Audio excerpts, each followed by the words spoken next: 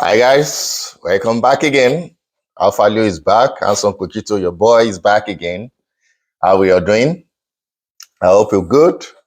I want to say happy new month to you, and congratulations to our Muslim friends for the end of the Ramadan fast. I want to say Almighty Allah is going to answer our prayers, and I want to encourage you also, be consistent with your good habits, and our prayers will be answered as soon as possible. So, yeah, let us dive into the business of the day, which I said it's about Chelsea. Go and watch the first video. I made the video about Arsenal, so watch the video, like, subscribe, put your comments. Let me have your take on what I mentioned about the two players I compared. So over to Chelsea news. Breaking news, which we've been hearing speculations all over the place about Osimhen and Chelsea. So during the tail end of this video, wait for that, wait for the news. I'm going to drop that. So happy new month again. And let me dive in right away. No time to waste. I want to talk about the revenue and financial results of Chelsea that just came out. And I'll talk about, the players also that are back from injuries and, for preparing for the Thursday game against Tottenham Hotspur. So first of all, I will just read to you the financial results for 2023, 24, and 24 that just came out and yesterday. And it shows that the profit for this year before taxation was actually 128.4 million pounds, and as compared to the loss of the previous year, which is 90.1 million pounds. So this club, Chelsea, benefited from this increased profits because it's profit now, and the benefit is from the disposal of players' registrations and repositioning of the Chelsea Football Club Women Limited. So that means the women club has been repositioned, basically. So I'm going to read the statement to you right away so that, I'll wrap it up quickly. So it says that this new approach will ensure the Chelsea Football Club Women Limited has dedicated resources, management, and commercial leadership, solely focused on the growth and success of the women's team. Overall revenue in the year fell to 468.5 million pounds due to the men's team not competing in the Champions League. However, the club's broadcasting receipts benefited from an improved sixth-place position in the Premier League, right? And the semi-final and final appearances in the FA Cup and the League Cup, respectively, right? There was a decrease in operational costs in the year to offset the fall in revenue, resulting in a stable operating loss in comparison to the previous year. The women's team reached the semi-finals of the UEFA Women's Champions League for the second consecutive year and were champions of the Women's Super League to further boost the broadcasting receipts. Magday revenue increased to £80 or 80.1 million pounds, right? As an average attendance of approximately 40,000 was maintained. And there were 3 more women team matches held at Stamford Bridge during the year. The growth in commercial revenue to 225.3 million pounds was driven by an increase in player loan income and strong sales of non-match day activities, including stadium tours, merchandise sales. Decreased operating expenses, including match day and non-match day costs, profits on disposal of player registrations of 152.5 million pounds, and a profit on disposal of subsidiaries of 198.7 million pounds, led to the group recording an overall net profit of 129.6 million pounds after tax. So in summary, the women team, they did very well, right? The men team, we qualified for the Conference League. We came sixth. We lost in the final, Carabao and FA Cup semi-final. So, all these stages that we reached fetch us some kind of money.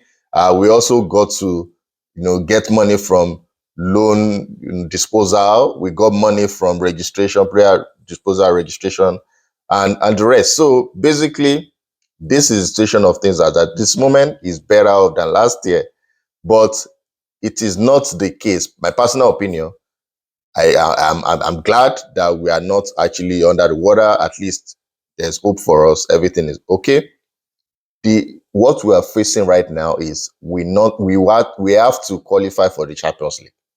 We must qualify for the Champions League so that there'll be more sponsors, there'll be more merchandises that will be sold, there'll be more match day tickets that will be sold.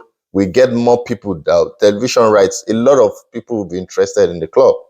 And when we start, when we qualify for Champions League, then we get to get more money, more revenue. In fact, the Women's League, they just last week, they just won against Manchester City, right? We're in the semifinals so it's a good one for Chelsea in terms of the books right now. But at the same time, we need to continue to invest, right? If you want to scale on this kind of revenue, drive that we're after right now, we need to invest as well. You want to invest in probably build a new stadium because we need to live where we are right now. We need to start bidding for the Earls Court to leave Stamford Bridge right now. Go and bid for it, get that location, and start building new stadium. Everton have done their own. Manchester United is trying to do their own. Look at what Spurs is doing right now. Emirates is always making money. So Chelsea also should leave that place as soon as possible. If it's possible, they should even leave Stamford Bridge, destroy it, and rebuild again. We can be using Wembley for the meantime, if it's possible, right? That is how to generate revenue. It's very important. We should not lose our guard. We are one of the best European clubs in the world. 2-time European champions. It's not a joke. We are going to the Club World Cup now in June. In June. And FYI, I will give you sights and sound of the Club World Cup live at Atlanta Mercedes-Benz Stadium. I'll be there live. Your boy, Anson Cochito, Alpha Leo, FYI, will be there live to watch Chelsea and the replacement of Lyon. Lyon may not play in that Club World Cup in June, so watch out for a replacement for that, right?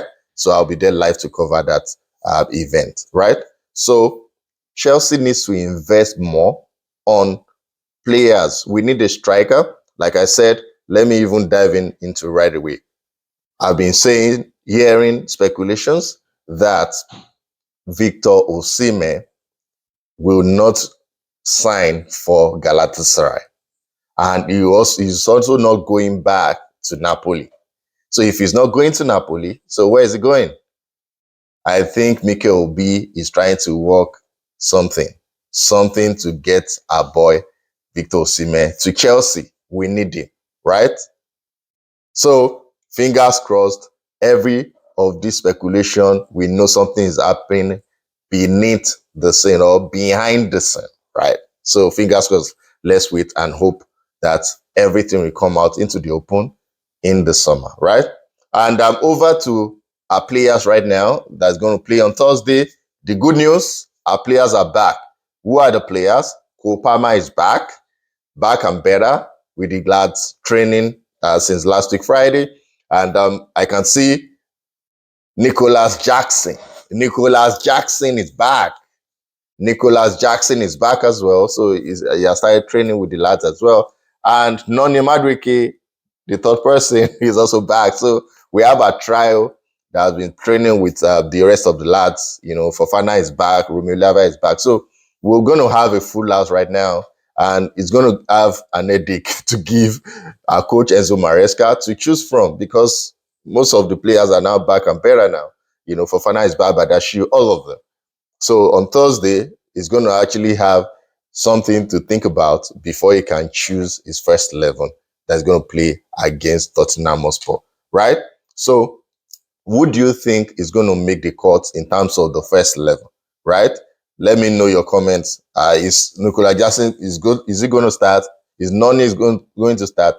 Put it in your comments. Let me see. Let me know.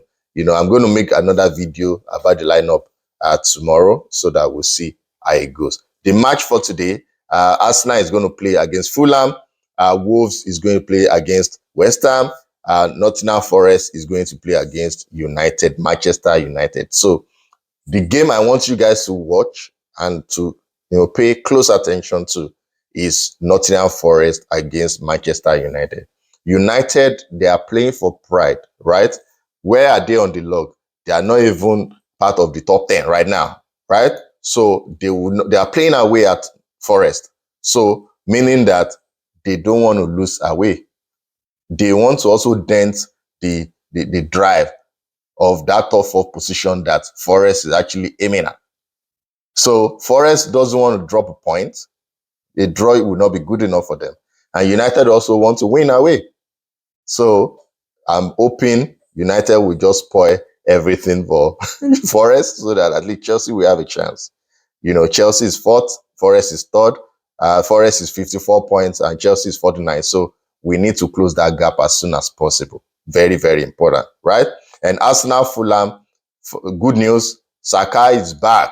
Bukayo Saka is back. Arteta mentioning that he's ready to be firing on all cylinders. He may be match rusty, but he is ready, right? Decision will be made any moment from now. Probably he may be on the bench, try to play maybe 15 minutes, right? But Bukayo Saka is finally back. He's finally back. So they have Ethan Nwaneri. Bukayo Saka is back as well. So let's see how it goes. But the league is done and dusted for me. I believe Liverpool will take the league. So we see what's going to happen. And finally, the news I also want to mention is Chelsea have confirmed that they will make a decision about the 4 goalkeepers that we have. The 4 goalkeepers are Petrovic. Petrovic has been one of the best goalkeepers in the French League right now at Strasbourg. He has done very, very well in Strasbourg. So Chelsea is looking at how maybe he's going to come back and be number 1. Now, Mike Penders is 17-year-old, very young. Personally, he even said that he may not actually be number 1 in Chelsea. He doesn't mind to go on loan somewhere to go and learn his trade. So he has a very, very good career ahead of him, right?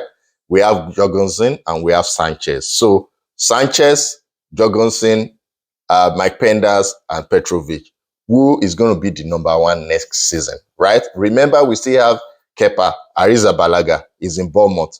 Bournemouth is also keen at ensuring that they have his services permanently from Chelsea. So depending on the price tag that Chelsea is going to actually put on him so that they can buy him and retain him at Bournemouth. So we have 5 goalkeepers. Next season, we're going to see who's going to be number 1. But in your comments, put it there. Do you want Sanchez to retain that number 1 or go to Saudi Arabia? Do you want Petrovic to be the number 1 and Jorgensen to be number 2? Let me know. All right. And remember, finally, before I go, today is April 1st, right? I mentioned about Victor Osimhen going to Chelsea. Your boy Afalio is a naughty boy, right? That is April Fool. That is April Fool. So thank you guys for liking, for subscribing. I still remain your boy, Afalio and Sokokito. Another video will come tomorrow and we'll see what's going to happen. Thank you guys and have a wonderful day. Cheers, guys.